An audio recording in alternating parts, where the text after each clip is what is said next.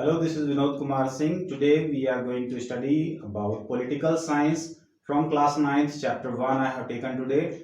What is democracy? Why democracy? Our learning objectives are we are going to understand about the minimum features of a democratic form of government. We'll try to understand the distinguish between the democratic and a non-democratic government. So let's begin.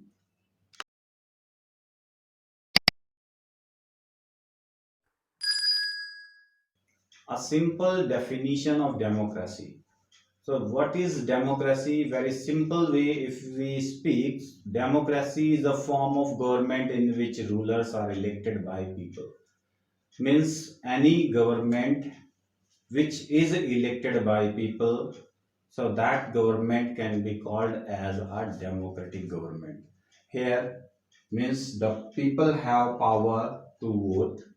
Okay, so that is what called a democratic government. It is very simple definition. We will be studying more about democracy, try to understand more about democracy, and finally we will go for the broader meaning of democracy. In deep way, we will be understanding the meaning of democracy in this chapter.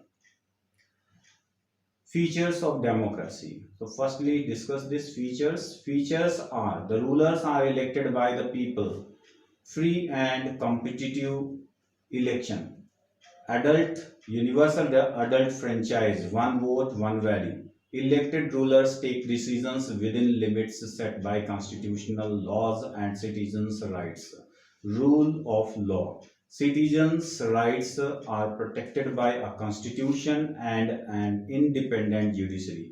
These all features are required must. We are going to understand these all feature one by one. So here I'll be telling in very little in brief. I'll be telling, then after we'll be discussing it in broader way. Rulers are elected by the people means the people must elect their ruler by whom they want to be ruled. Next is free and competitive election. तो competition जो है वो free and fair होना चाहिए. Universal adult franchise का मतलब क्या है कि ऑल द एडल्ट्स मेल और फीमेल और any caste creed colour religion they all are having right to vote. That is called universal adult franchise. Universal means all, adult means who are the 18 plus, franchise means right to vote, and the one vote must have one value means equal value. Okay, elected members are taking the decision means those the people those whom means who are chosen by us, they are going to take decision for us. The rule of the law means whatever the rule has been set up by the system, okay, by the means in the constitution, those rules are the first, those rules are the supremo and followed by all. Nobody is above the law. Okay, citizen rights are protected by the constitution. As you see that in our country we have a constitution and we have got the fundamental rights. These are the blessing rights to us. Okay, these are all rights are secured, protected by the constitution. Then an independent judiciary means judiciary means we are talking here about the court system. The court system must not be under any pulse and pressure. It must be independent.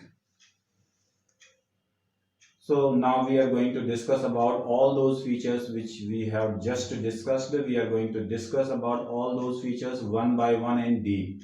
Okay, so major decisions taken by elected leaders. Here you will be having some examples. By example, we will be trying to understand who is taking the decision, and if the decision is taken by whom, accordingly we will decide that the country is a democratic or a non-democratic. So that is up to you, you decide it after study this. Now you find here example is Pakistan example here.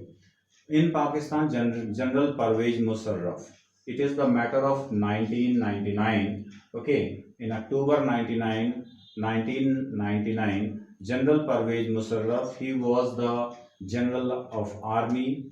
Okay, and he led a military coup that time. Nawaz Sharif was the prime minister. Nawaz Sharif was the prime minister of Pakistan. Okay, and General Parvez Musharraf, he led a military coup, and he has taken the most important post and the post of president also. So he has seized power of the government. He has taken all the power of the government in his hand. Okay, and by the support of military here. Okay, and then after he has announced himself the president of the country. Then, when there was a lot of criticism in Pakistan against General Parvez Musharraf that he has taken the power in a wrong way, he is not a person who is supported by the people. So when many criticism arise, so he decided that he will be holding a referendum. So in 2002, he held a referendum in Pakistan. What is referendum? In the referendum, like in election, there are many candidates who are standing in the election, and we are casting the vote. So we can give vote to anybody, any representative. We can give the vote. Okay, so that we can do. Any contender we can give the vote, and that contender who will be getting the maximum vote, he will be the winner of the seat and will become the representative. Now here in referendum, what is happening in referendum for any topic, for any issue or for any decision making, it is asked to give vote in the form of two, yes or no. Means आपके सामने दो option होते हैं, आप किसी चीज को लेकर के, किसी पॉइंट को लेकर के आप कह सकते हो, अगर यू आर इन सपोर्ट तो you can say yes, if you are in against तो यू कैन से नो. तो that referendum has been conducted in Pakistan. This referendum was also, by the newses it is clear that this referendum was also based on malpractice, means in like bad techniques were used to win this election also. It was based on fraud and malpractice, and finally General Parvez Musharraf, he has got the extension of 5 years. मैंने 3 साल तो already इन्होंने जो है पास कर लिए हैं, 4 साल का टाइम लगभग इन्होंने निकाल दिया है. उसके बाद में 5 ईयर का एक्सटेंशन इनको और मिल जाता है by this referendum. Now after passing law, law का नेम क्या है? लॉ का नेम है legal framework order. This legal framework order has given president power to dismiss any national or provincial assembly. National Assembly, as you know, in India we have National Assembly, that is Parliament in Delhi. Okay, and we have the provincial assemblies also in different states, यानी कि state assemblies की बात कर रहे हैं. तो जो legal framework order है, इस नाम का एक एक्ट पास करवा दिया गया, and this act has given power to president, to whom? To General Parvez Musharraf. So he got this power that he could dismiss any national assembly और द प्रोविंशियल असेंबली. अब ऐसे केस में क्या है कि जो नेशनल असेंबली और provincial assembly है वो इनके अंडर प्रेशर आ गई. In this case if we see कि पाकिस्तान को हम क्या कह सकते हैं कि वहां पे देखिए इलेक्शंस भी हो रहे हैं, रिप्रेजेंटेटिव भी चूज हो रहे हैं. तो पाकिस्तान में जैसे जैसे हमारे यहाँ इलेक्शन होते हैं वैसे उनके यहाँ भी इलेक्शन हो रहे हैं. एक डेमोक्रेटिक कंट्री है और वहां पे इलेक्शन होने के बाद रिप्रेजेंटेटिव चूज होकर के पार्लियामेंट में आके बैठ रहे हैं. बट जो फाइनल डिसीजन मेकिंग पावर है वो किसके हाथ में है? वो है जनरल परवेज मुशर्रफ के हाथ में और द मिलिट्री ऑफिसर्स जो हैं उनके साथ में. तो in this way we can not say that Pakistan at the time of General Parvez Musharraf was a democratic nation. Why? Because as it is the sole thing, means very important thing, the decision making power must be rest with the people who are chosen by us. यानी जिनको हमने choose किया है, हमने जिनको minister बनाया, minister नहीं, हमने जिनको चूज किया है फॉर द असेंबली, जिनको क्या हमने सीट दिलवाई है, हमने विन करवाया इलेक्शन में, वही लोग अब डिसीजन मेकिंग पावर में आएंगे, वही लोग डिसीजन मेकिंग करेंगे, वही उसमें पार्टिसिपेट करेंगे. यहाँ पे क्या हो रहा है कि जो लोग जो अपॉइंटेड किए गए हैं, जो रिप्रेजेंटेटिव हैं, they are not taking participation in the decision making, but the decisions are final decisions are coming from general Pervez Musharraf और the military officers. In this way we cannot call Pakistan as a democratic nation. Now next example we can have of China. China का आपको पता ही होगा, ये mister Jinping, तो इनका photograph तो बहुत ही पॉपुलर है आज की डेट में, आप लोग देख ही रहे होंगे न्यूज में। फ्री एंड फेयर इलेक्शन की हम बात कर रहे हैं। तो इन चाइना जो इलेक्शंस हैं वो रेगुलरली यहाँ पे कंडक्ट होते हैं। After 5 year elections are conducted in China. But election, how the elections are conducted, यहाँ पे आप देखिए जो चाइना में जो कंट्री की जो पार्लियामेंट है उसका नाम है नेशनल पीपल्स कांग्रेस। यहाँ पे जो इलेक्ट होकर के जो मेंबर आ रहे हैं those are all the time from Chinese Communist Party. अब वो कैसे पॉसिबल हो रहा है, यहाँ पे एक पॉलिटिकल पार्टी सिस्टम है। जैसे अपने यहाँ कितनी पॉलिटिकल पार्टीज हैं आपको नहीं भी नहीं पता होंगे, अगर नंबर पूछा जाए तो शायद नंबर भी नहीं पता होगा, क्योंकि इट इज कीप चेंजिंग। हमारे यहाँ 5000 से भी अबव नंबर हो चुका है पॉलिटिकल पार्टीज का। बहुत जो पॉपुलर आइडेंटिफाइड पॉलिटिकल पार्टीज हैं दोज आर फ्यू। बट जो हम बात करें कि अगर नेशनल पार्टीज की केवल बात कर लें तो हम 7 नेशनल पार्टीज हमारे कंट्री में। फिर हम स्टेट पार्टीज की बात करें तो there are many. Then regional parties की बात करें तो there are more many. Then अगर लोकल पार्टीज की बात कर लें तो और भी ज़्यादा हैं, और बहुत सारी ऐसी जो रजिस्टर्ड भी अभी नहीं हुई हैं, तो नई नई पार्टीज जन्म ले रही। तो हमारे यहाँ मल्टी पार्टी सिस्टम है। फिर हम चाइना की बात करें तो there is only 1 party system. अब अगर कोई भी पर्सन को कॉन्टेस्ट करना है इलेक्शन में, then the candidate must need to get approval from the Chinese Communist Party. तो अभी तक जो गवर्नमेंट बन रही है, बार बार जो गवर्नमेंट पावर में आ रही है, वो चाइनीज कम्युनिस्ट पार्टी की है। यानी कि सिंपली ये समझ लीजिए कि आप किसी शॉप पे जाइए और शॉप पे आप जो है किसी आप शॉपकीपर से बोलिए कि आपको कोई टी शर्ट दिखाए। टी शर्ट का आपको सैंपल दिखाया जाता है, और टी शर्ट का जो सैंपल है वो टी शर्ट का कलर जो है वो सेम है, एक कलर है, सपोज रेड कलर रखा हुआ है आपके सामने। जो उसका फीचर है, जो उसका बनावट है वो भी एक है, और सारा रेड कलर की टी शर्ट आपके सामने ला के रख दिया गया। Then what option you have, and if in all the market you have the same t-shirt, then you have to purchase that only। Means अगर आप इलेक्शन में जा रहे हो वोट डालने के लिए तो आप वोट डालो, आपकी मर्जी है, ना वोट डालो वो भी आपकी मर्जी है। आपके वोट डालने ना डालने से कोई फर्क नहीं पड़ता। Chinese Communist party will win the election and it will come in the power with the less vote or the more vote। okay, this will be only change, candidate will be changing, means face change हो सकता है but the party change नहीं हो सकती। ठीक है, तो in this way this like party we can not say it is a democratic one because it is not giving, it is not offering the good choice। next we are talking here, the example is about Mexico। Mexico का आप map यहाँ पे देख सकते हो for the purpose of study की where is Mexico located. USA जो है नॉर्थ अमेरिका का पार्ट में यूएसए सबसे टॉप पे कनाडा आ गया, उसके नीचे यूएसए आ गया, देन उसके नीचे Mexico. Okay, so this is Mexico map.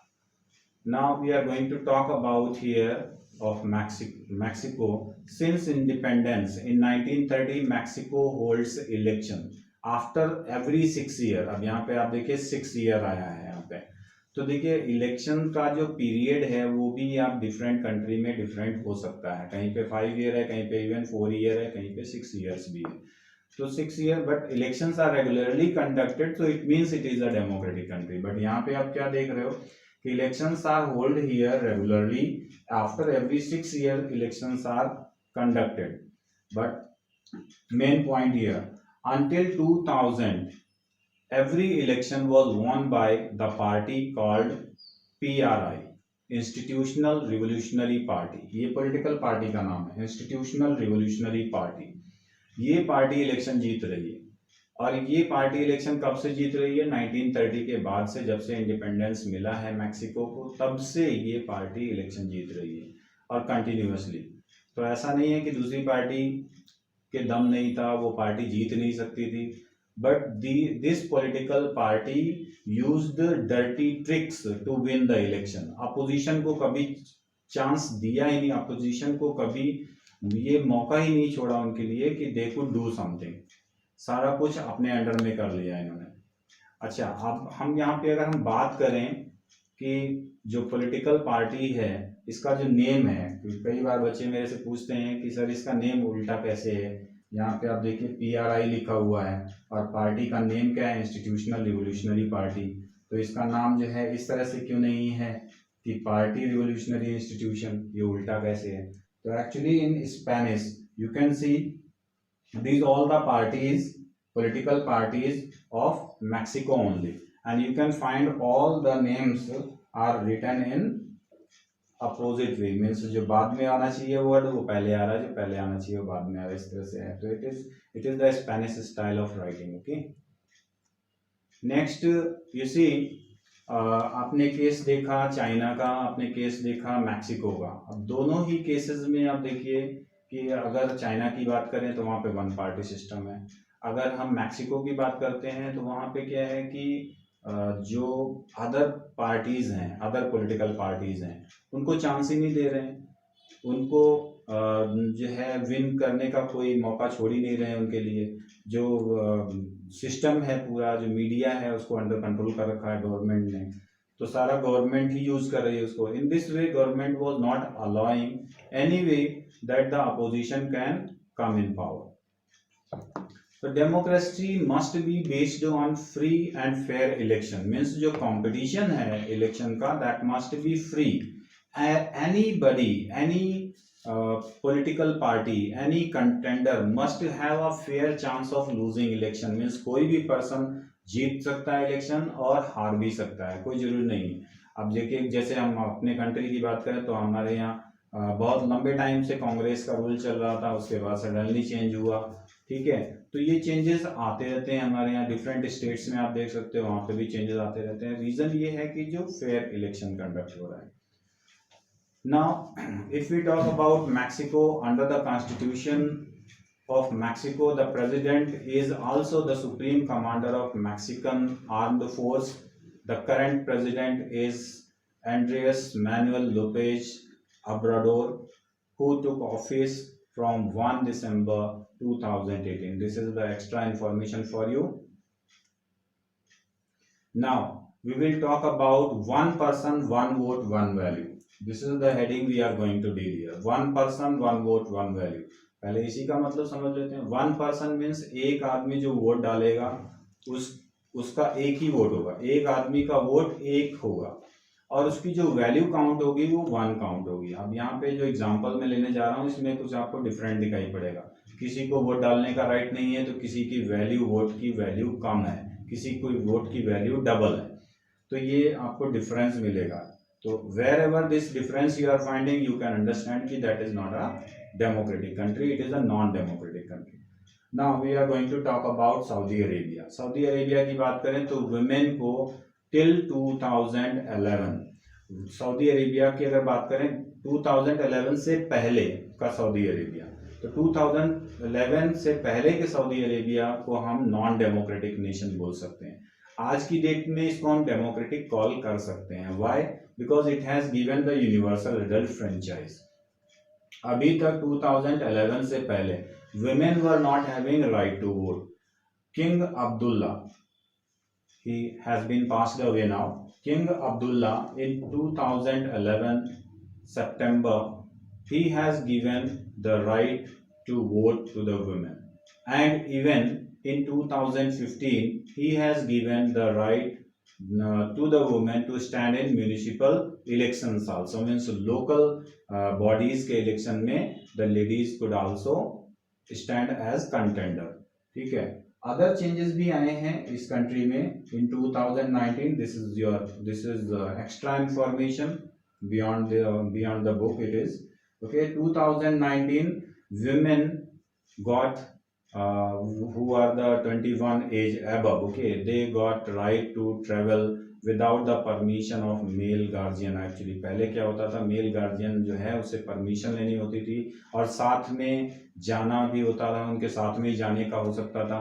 अब क्या है कि विदाउट परमिशन 21 ईयर की अगर लेडीज हैं तो they can go abroad also. अब की अगर हम प्रेजेंट की बात करते हैं तो ये सारे मैं आपको प्लस पॉइंट्स आज की डेट के बता रहा हूँ, अदरवाइज डिफरेंट कंडीशन थी इन 2011 बिफोर। तो प्रेजेंटली जो है in the cabinet there is deputy minister, okay. Women जो है वो एक डेप्यूटी मिनिस्टर है, एजुकेशन मिनिस्टर है। So here this photograph of Saudi Arabia you can see, okay. The present king is Mohammed bin Salman, is the present king after death of King Abdullah. Now one person one vote one value। अब थोड़ा सा और इस topic पे हम detail में बात कर लेते हैं। एस्टोनिया कंट्री की बात करते हैं। You can see the map. Estonia country ये एस्टोनिया की लोकेशन हो गई। This side it is Russia, okay. East to Estonia there is Russia and this location you can clear with here United Kingdom है यहाँ पे, Norway, France this side, Italy this side. So you can clear with Estonia की location कहाँ पे है। Now you see the condition in Estonia. Estonia has made his citizenship in such a way कि people belonging to Russian minority, means the people who are living in Russia but they came and settled in Estonia, okay. So were native of Russia but settled in Estonia now. So those citizens who are settled and they got citizenship also, but their citizenship changes, you can see here, who are belonging to Russian minority, they were very difficultly they were finding the right to vote. अब जैसे अपने यहाँ की India की हम बात करें तो कोई भी पर्सन जिसको कि हमारे यहाँ सिटीजनशिप मिली हुई है तो डेफिनेटली उसको वोटिंग राइट भी मिला हुआ है, बट वहाँ पे वोटिंग राइट पाना एक बहुत ही डिफिकल्ट था। नेक्स्ट अब देखिए same heading we are going one person one vote one value. अब फिजी कंट्री की बात करते हैं। फिजी कंट्री जो है it is located to the east of Australia के ईस्ट में, और छोटा सा एक बहुत ही छोटा सा आइलैंड है। ऑस्ट्रेलिया के ईस्ट में बहुत ही छोटा सा आइलैंड है जो लोकेशन आपको दिखाया है। Then you can clear with the big map of Fiji. तो it is one island country, okay, to the east of Australia. In this country what is the condition here, electoral system में कुछ ऐसा है कि जो indigenous Fijian है, okay, those indigenous Fiji has more value than that of the Indian Fijian. तो India से जो कभी फिजी कंट्री गए थे फॉर प्लांटेशन और for as a labourer work at the time of British, okay, तो वो जो इंडियन फिजियन है उनको इक्वल वैल्यू नहीं है then that of the indigenous Fijian. Indigenous Fijian का मतलब क्या है, जो फिजी में रहने वाले, जो फिजी के नेटिव लोग हैं उनको वैल्यू है वोट की ज्यादा, और हमारे यहाँ के कोई इंडिया से कोई लोग जो फिजी में जाके बसे उनको जो वोट की वैल्यू है वो कम दी जा रही है। ठीक है, जैसे ऐसे ही मान लीजिए कि अगर इंडियन फिजियन है तो उसकी वोट की वैल्यू है आधी, और उसका वोट अगर फिजियन है तो उसका वोट की वैल्यू है 1, तो इंडियन फिजियन की वोट की वैल्यू है हाफ। ठीक है, तो इन सच अ वे वी कैन नॉट से Fiji is a democratic country. Why? Because every adult person in a democratic nation, every adult person has right to vote, one vote and one value. So this, if it is not followed, we can understand that the country is not a democratic one. Next example we have here, rule of law. Rule of law की बात करते हैं, यानी कि law जो है वो पहले आता है। Law is supremo, so we have to follow the law. Here example of Zimbabwe given here. Zimbabwe African National Congress, this is the party name, okay. तो जिम्बाब्वे की एक पॉलिटिकल पार्टी है, this is the major political party, Zimbabwe African National Union, okay. तो इसका अगर short form बनाए तो JANU, and then patriotic front, तो इसका फुल फॉर्म बनता है मीन्स PF का patriotic front full form. It is the political organisation which is active from the very beginning, from the independence time. तो in 1980 this country has got independence, and from that time you can see till the time 3 president has been came in power, okay. First president Canaan Banana इनका नाम है, okay, और इनका जो 7 years का time duration था, जेनू the party name is. उसके बाद में आप देख सकते हो ये जो लीडर, और मैंने इनका नेम भी सर्कल किया हुआ है, तो Robert Mugabe. Time period of Robert Mugabe, if you see, it is around 30 years, continuously 30 years इन्होंने रूल किया। कुछ तो रीजन रहा होगा how 30 years were possible to rule, तो definitely a lot of reasons were there. Robert Mugabe was ruling the country. He used unfair practices, malpractices he used to win the election all the time. What type of those malpractices? Let's discuss. Elections तो हर बार हो रहे हैं, every time elections were held regularly, continuously elections were happening. Opposition party जो है उसको देखिए harass किया जा रहा है, उसकी मीटिंग जो है अपोजिशन पार्टी की मीटिंग को नहीं होने दे रहे हैं, जितना भी मीडिया है उसको अपने अंडर कंट्रोल कर रखा है। जो कोई भी पब्लिक प्रोटेस्ट होती है या अपोजिशन पार्टी कोई डेमोन्स्ट्रेशन कर रही है या पब्लिक ही कोई डेमोन्स्ट्रेशन या पब्लिक प्रोटेस्ट कर रही है तो उसको भी नेग्लेक्ट किया जा रहा है, उसको इलीगल डिक्लेयर किया जा रहा है, ये सारा कुछ हो रहा है। Television, media, newspaper, that all was under the control of JNUPF, तो इनके अंडर में चल रहा है। फिर इवन ये भी कह रहे थे जो कि मतलब जो स्कूल्स हैं, जो कॉलेजेस हैं, वहाँ पे भी लोगों से, मतलब जो टीचर्स हैं, जो पेरेंट्स हैं, उनके थ्रू बोला जा रहा था कि अगर आपको गवर्नमेंट जॉब में रहना है तो आप JNUPF को वोट डालिए। फिर अगला क्या, उन पेरेंट्स को भी फोर्स किया जा रहा है जो स्कूल्स में पढ़ रहे हैं कि आप अपने बच्चे को, आपको स्कूल में कंटिन्यू करवाना है तो आप वोट डालिए JNUPF को। These like bad techniques, bad tactics used by JNUPF continuously, and it has managed to won the election all the time. So about 30 years long time it has ruled. In this way you can find all malpractices here.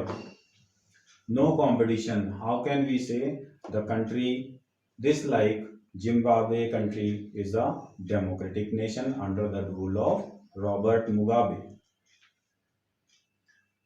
So this all I have already told to you. Next leader, we are going to talk here about the argument against democracy and argument for democracy, यानी कि हम democracy हमें नहीं चाहिए, तो उसके पीछे क्या रीजन है कि हम डेमोक्रेसी को डिसलाइक करते हैं। हम कहते हैं कि भाई डेमोक्रेसी हमारे लिए ठीक नहीं है, तो we condemn democracy, we do not want democracy. So what are the reasons behind, and we will be discussing here why we require democracy, what are the positive points. So definitely every person has some negative and some positive points. So here it is in the system also, in democracy we have some negative points as well as some positive points. So let's begin with the negative points why we do not like to have democracy. तो leaders are keep changing in democracy, as you know. जैसे कि अगर हम बात करें कोई dictator country या हम बात करें कोई किंग वाला कंट्री जहाँ पे मोनार्की है या क्वीन है, तो डेफिनेटली मोनार्की और क्वीन जब तक उसकी लाइफ है, जब तक वो पावर में है, तो government is not changing and may the official grade people they are also in the power and the system is going hierarchy type, so that system में गो। बट अगर हम बात करें यहाँ पे लीडरशिप की, तो लीडरशिप यहाँ पे कंटिन्यूअसली चेंज होगी। जैसे जैसे इलेक्शन आएगा तो लीडरशिप चेंज होगी डेफिनेटली। कभी जैसे इंडिया में कांग्रेस की गवर्नमेंट है तो कभी भाजपा की भी बन सकती है, कभी आम आदमी की बन सकती है और कभी दूसरों की भी बन सकती है, ठीक है। तो this can be keep changing.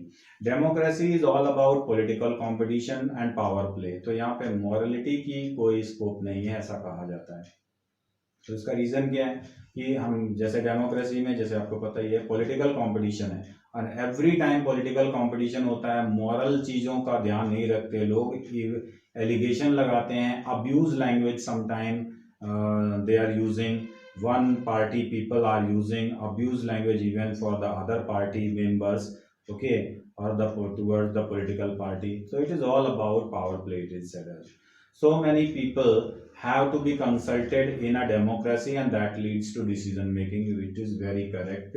क्योंकि हमारे यहाँ क्या होता है, जैसे हम किसी भी डेमोक्रेटिक कंट्री में, जैसे कि हमें कोई बिल पास कराना है, हमें बजट पास कराना है, हमें कोई बिल पास कराना है, तो we are required to consult all the people, जितने भी मेंबर्स हैं। अगर हम पार्लियामेंट की बात करें वहाँ पे 545 मेंबर्स हैं, तो 545 मेंबर्स की मीटिंग बैठेगी, वो डिस्कशन करेंगे, then it will go to the Rajya Sabha, वहाँ पे भी 250 मेंबर्स वहाँ पे भी बैठे हुए हैं, तो वो सारे मेंबर्स वो भी डिस्कस करेंगे, then it will go to the president and pass. Means it is a long way and long, it will take the time also, that definitely it will take decision delay in decision making. Next comes elected leaders do not know the best of the people, because you know that they are keep changing, हर 5 साल बाद, हर 4 साल बाद, हर 6 साल बाद, जहां पे भी election हो रहा है जिस भी टाइम पीरियड के बाद में, तो लीडर्स आर कीप चेंजिंग।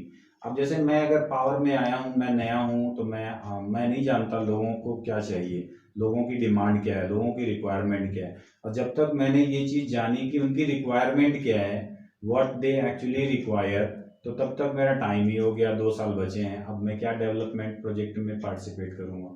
तो it can be, yes, it can be the point ki leaders are not well familiar about the requirement of the people. Next, democracy leads to corruption. As you know, it is a political competition, so many times corruption has also been seen here.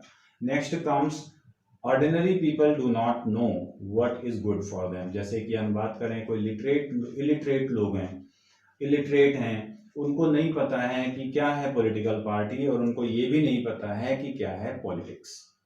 तो जिनको ये नहीं पता है कि politics और political party क्या है, वो how can they cast the vote by thinking. तो जिसने भी बोल दिया उनको वोट डालने का, उनको वोट डाल दिया जा करके, अपनी थिंकिंग का इस्तेमाल नहीं कर पा रहे हैं क्योंकि दे आर नॉट एबल। ठीक है, तो it can also be a point two the against of democracy. Now we are going to discuss about the points in support of democracy.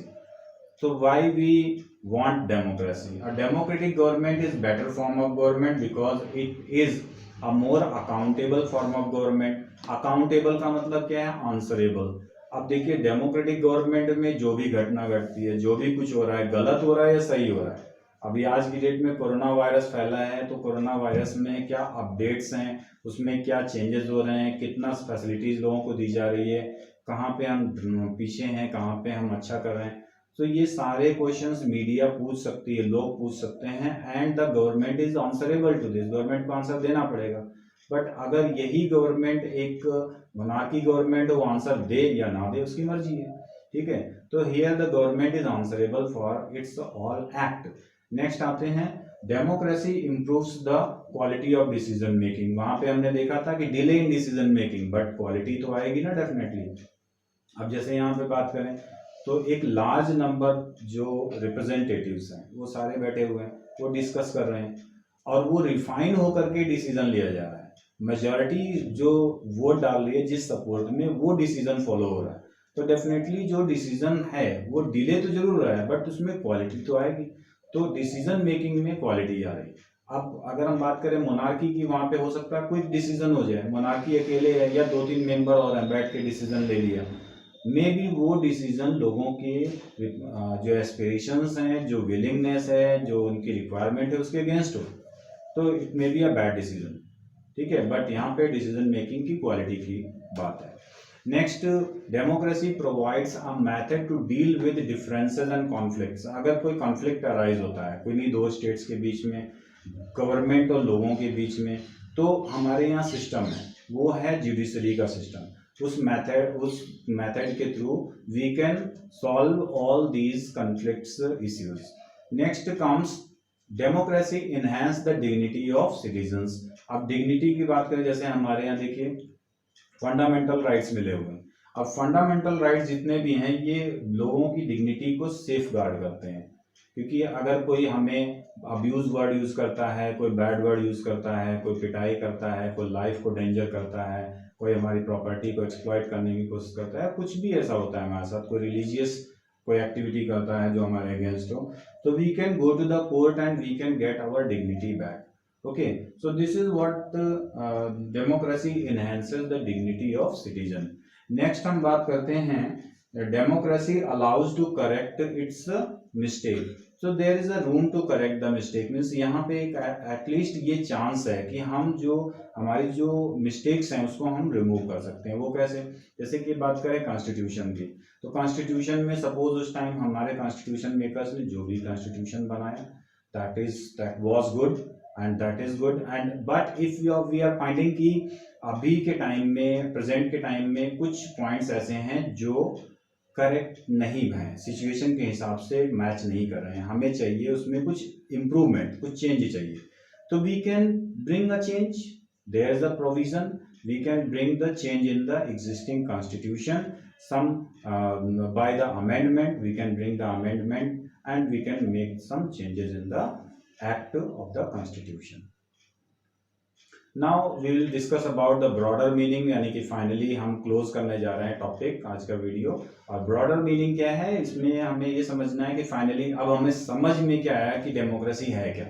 तो डेमोक्रेसी अगर डेफिनेटली हम ब्रॉडर मीनिंग में बात करें तो केवल पीपल्स के द्वारा चूज किए हुए रिप्रेजेंटेटिव से मतलब नहीं है. That was the simple definition, but it is the broader definition. The most common form of democracy takes in our times that is of the representative democracy, यानी जिनको हम पीपल ने चूज किया है they will be taking the decision. जिनको हमने choose किया है वो हमारे लिए डिसीजन लेंगे. The majority of the people rule through their elected representatives. A democratic decision involves consultation with and consent of all those who are affected by the decision. तो जो डिसीजन लेना है, जिसके लिए डिसीजन लेना है, वो सारे लोग इन्वॉल्व होने का उनको भी चांस मिलना चाहिए, उनको कंसल्ट किया जाना चाहिए. देन आफ्टर, तो it is happening in democracy. Democracy is a principle that can be applied to any sphere of life. यानी कि अगर हम घर की बात करें तो घर में भी इवन डेमोक्रेसी हम अप्लाई कर सकते हैं. अब जैसे आपके फादर हैं, आपको फादर को कार खरीदनी है तो कोई जरूरी नहीं है कि फादर अपने से डिसीजन ले लें. कई फैमिलीज हैं जिसमें वो पूछते हैं, अपनी फैमिली के सारे मेंबर से पूछते हैं कि हाँ कौन सी कार जो है वो ज़्यादा सुटेबल रहेगी, कौन सी ज़्यादा फिट रहेगी उनकी फैमिली के लिए, उनकी लाइक्स डिसलाइक वो सारा जान समझ करके देन दे आर डूइंग. तो this like principles can be follow in every sphere of life and it is good. Okay, so this is enough for today.